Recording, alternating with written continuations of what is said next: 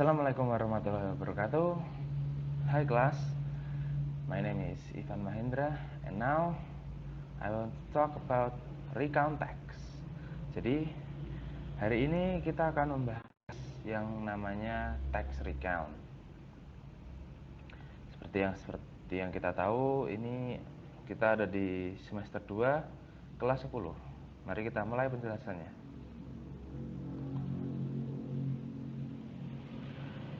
Recount text. Dalam penjelasan kali ini akan terbagi menjadi 4 hal. Yang pertama, definisi, struktur, unsur kebahasaan, dan contoh.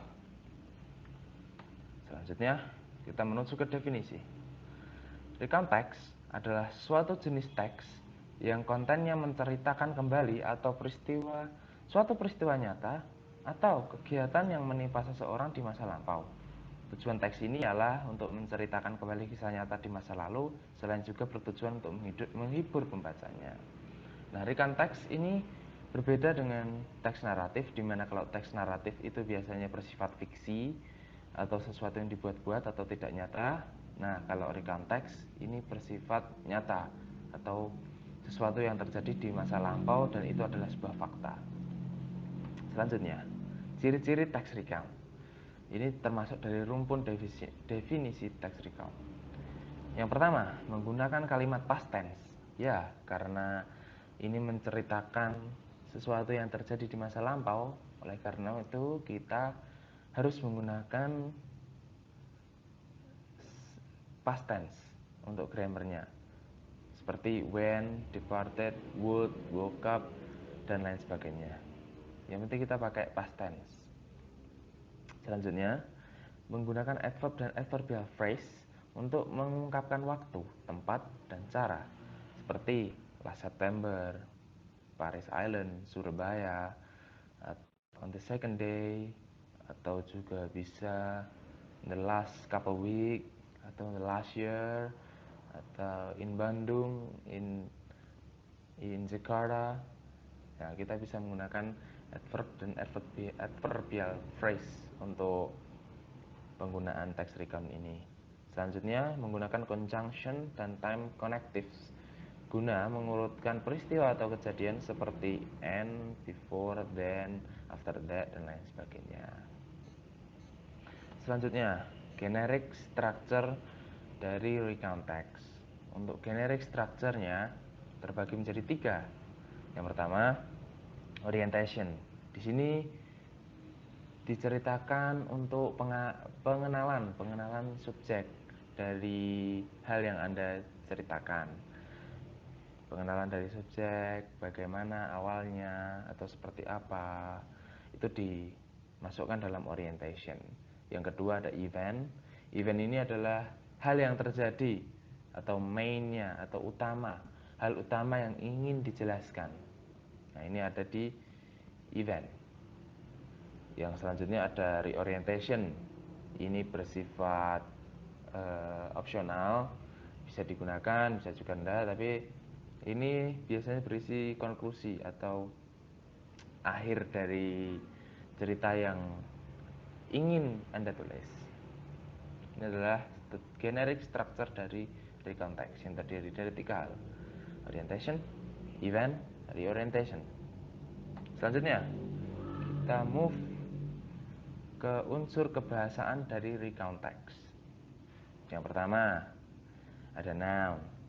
Ini penting sekali karena noun adalah kata benda. Kita pasti menggunakan kata benda kalau kita ingin menulis recount text. Katakanlah kata benda untuk pengganti, kata ganti, ataupun kata benda secara virtual, secara harfiah seperti kursi, meja, or anything it is.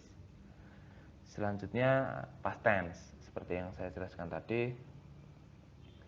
Untuk penulisan recount text kita perlu menggunakan tenses, yaitu past tense, karena kita menjelaskan sesuatu yang sudah terjadi beberapa waktu sebelumnya atau di masa lampau.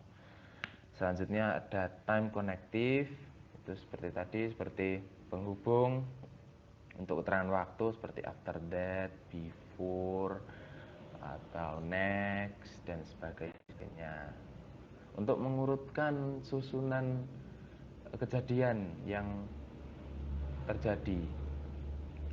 Selanjutnya ada action verbs. Action verbs ini seperti yang kita tahu kata kerja yang aktif. Namun untuk recount text kita menggunakannya dalam bentuk verb to untuk menyesuaikan dengan past tense.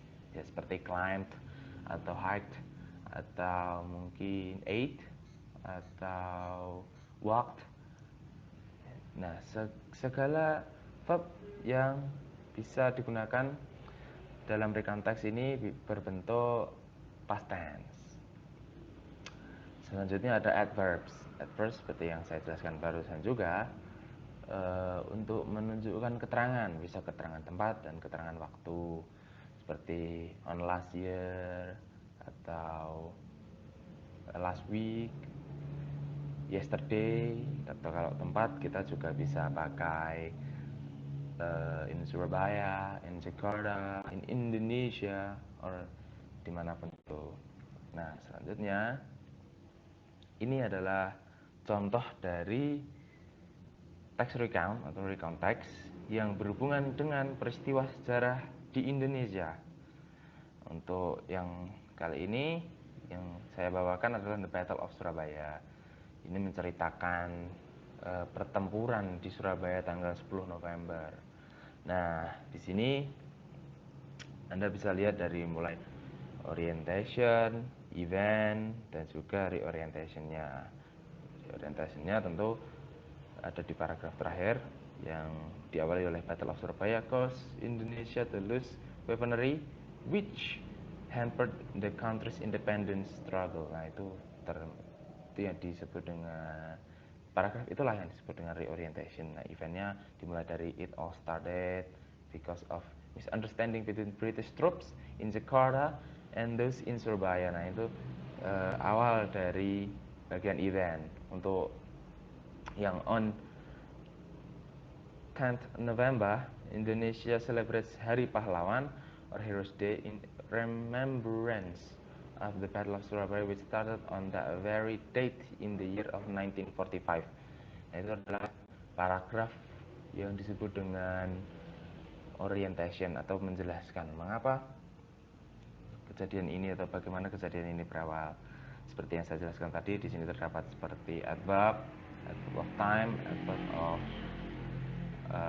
place, ada juga kata kerja noun tadi, ada juga kata kerja, dan kata kerjanya tentu menggunakan kata kerja bentuk kedua. Dan ya, ini adalah contoh dari recount text. Nah, saya ingin sekarang Anda mendiskusikan dan membuat kelompok untuk membuat text recount, contoh text recount yang berhubungan dengan peristiwa sejarah di Indonesia. Nah, seperti itulah kurang lebih untuk penjelasan mengenai recount text. Jadi saya rasa cukup sekian. Selamat berdiskusi. Sebelum saya akhiri, karena kita sedang menghadapi sebuah bencana yang sangat tidak diduga dan kita belum tahu kapan selesainya, maka just stay at home, keep your health, jaga kesehatan, tetap jaga jarak, pakai masker kalau pergi, dan kalau tidak perlu untuk keluar rumah, tetaplah di rumah. Dan semangat untuk belajar ya. Jadi kurang lebih seperti itu untuk penjelasan hari ini. Semangat belajar. Saya tutup. Terima kasih. Wassalamualaikum warahmatullahi wabarakatuh.